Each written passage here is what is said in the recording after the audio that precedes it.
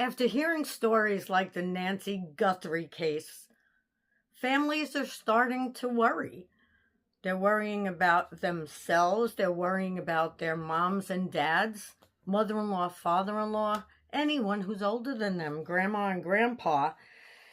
And they're realizing that they need to talk about these things to their family, to seniors. So I wanted to come here today and just talk a little bit about protecting your home. So how seniors can protect themselves at home. I have a little list here, so I'm just going to look at each one as I go. Exterior cameras. Yes, there are tamper-resistant ones. I don't think Nancy Guthrie had those because only one was working, but I'm not sure. But security cameras outside the home are one of the best deterrents. Many modern systems send alerts to phone if someone approaches the house. Important things to look for. Vandal-resistant cameras, and they are designed to withstand damage. Now, I don't know if they can be taken off the house, but if someone tries damaging them, they have night vision and two-way audio. So how great is that? So these allow seniors or family members to see and talk to one another at the door without opening it. I know that even my camera, I do have a camera outside my home, which makes me feel so much safer. And it just really helps because I have it on when I'm home too. So it's always on, and I have it so that it doesn't trigger, just because you never know. You just never know, right? So if you do have them, put them definitely on your front door, your back door, your driveway, if you have a garage, your side yard. We have them everywhere. And they are good for that reason. And we have the video doorbell. So this is one of the best tools. Video doorbells let seniors see who is outside before opening the door. This is what we actually have, and this is what we get sent. But we also do have the cameras. So we get sent notifications. If you're outside my door, I could talk to you. If you're coming in to come to my parents, which they're not alive, but if they were, I'm going to yell at you, buddy. All right, so safety experts recommend never opening the door for someone you don't recognize. Now, I know these all sound like, yeah, no freaking kidding, Marion, but, you know, some of the older people who had everybody in their house all the time, you know, they didn't hide when they saw people. They let them in. They were excited. And even on the phone, but we'll get to that. So we talked about that actually in the last video, I believe. Yes, we did. Okay, good. So speaking through the door or camera instead is better, of course. This alone stops many break-ins. Door and window alarms. Got those too.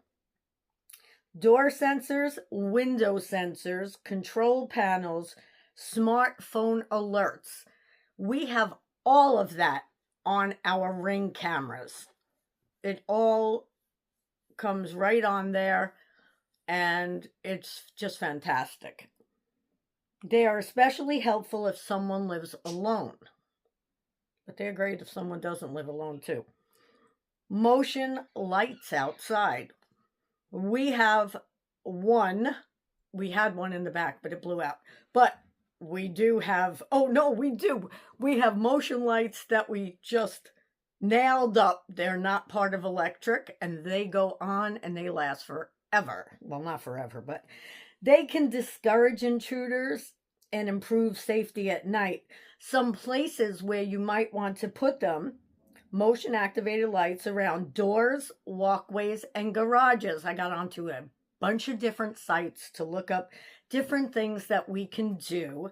And I'm really happy so far with what they have to say. Cameras inside the home.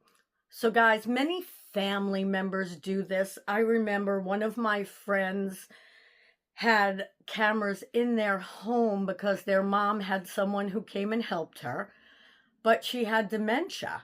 And it really helped so much because if she says to them, you know, anything that she says to them, they can check. So it really does make a difference, whether it's a mother or a father, whether even if it's someone who's just sick and isn't older, you know what I mean? So many families now install the indoor cameras to check on parents. These can help check if someone fell, monitor caregivers, see daily activity, and talk through the camera. So you can talk to them through the camera too. If you see they're doing something they shouldn't do, we'll get them back for all those years. No, but you can see them through the camera.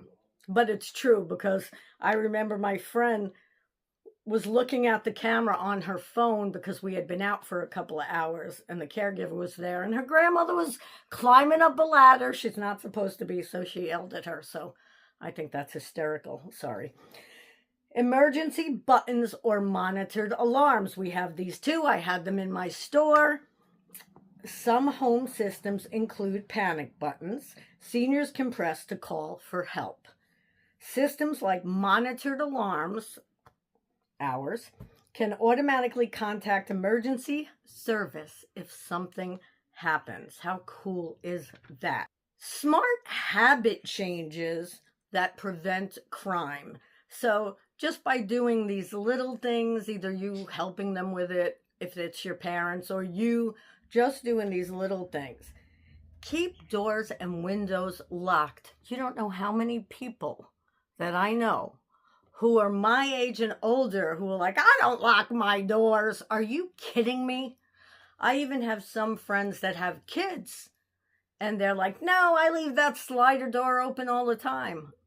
Look, I'm from the Bronx. I don't know if that's why it makes a difference to me, because sometimes people think I'm crazy. But hey, I feel safer. Whether I am or not, I don't know, but it's peace of mind. No, I do know. So these simple habits matter a lot. Keep doors and windows locked. Install strong deadbolts.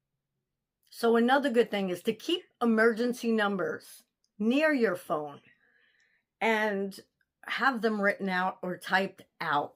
You know, like we do in the offices. Anyone who's worked in an office, you have people's, I know it's different now. All right, I do know. But I still had people's numbers right on my computer just 7 years ago, 6 years ago, before I started my reselling business. And if I needed to call someone quick, I'd either do that or program them into your phone so that you can just press one button. You don't call them buttons, right? I don't remember. So yeah, so like I said in the beginning, I decided to do this because of the Nancy Guthrie case, because I've been following that. It's over a month and it's scary. And now they're starting to say that maybe it could happen again because they haven't found her. So now Tucson, Arizona is a little bit afraid, and I don't blame them. So that's all I wanted to share on this video. But guys, if you have anything that either you do or that you know about, or maybe you're from, I don't know, a place that just knows what to do to help these seniors, leave it in the comments, because we all want to be safe. I think as we get older especially, we want peace. And for me, having peace is also safety. It all intertwines. So if you enjoy videos like this, I mean, this isn't an enjoyable video, but it does help for you to be able to do things to either help yourself or your parents. So if I helped this much and gave you a little idea, hit the like button, subscribe to get more content like this. If you didn't watch the first video I did about phone calls, it'll be somewhere up here. scammers for seniors and anybody really. So thank you. I appreciate you. Like this video, share it, and I'll see you soon. Please especially share it if you know people who leave their doors open, or if you know elders that are alone and you think they'd need it. Thanks, guys. See you in the next video.